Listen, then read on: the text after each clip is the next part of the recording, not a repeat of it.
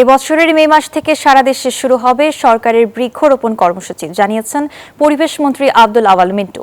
বৃহস্পতিবার দুপুরে সচিবালয়ে প্রধানমন্ত্রীর সাথে ৫ বছরে ২৫ কোটি বৃক্ষরোপণ এবং নদী খাল খনন জলাধার পুনরুদ্ধারে আন্তঃমন্ত্রণালয় বৈঠক শেষে এই কথা জানান তিনি। বলেন, প্রতি বছর ৫ কোটি করে গাছ লাগানো হবে। বৃক্ষরোপণের ক্ষেত্রে চরাঞ্চল, পাহাড়ি এলাকা, হাওর এলাকা এবং ম্যানগ্রোভ এলাকা প্রাধান্য পাবে। এদিকে পানি সম্পদ মন্ত্রী শহীদ উদ্দিন চৌধুরী আনি জানান, ১৮০ দিনের মধ্যে খাল খননের বেশিরভাগ কাজ শেষ করার নির্দেশনা দিয়েছেন প্রধানমন্ত্রী।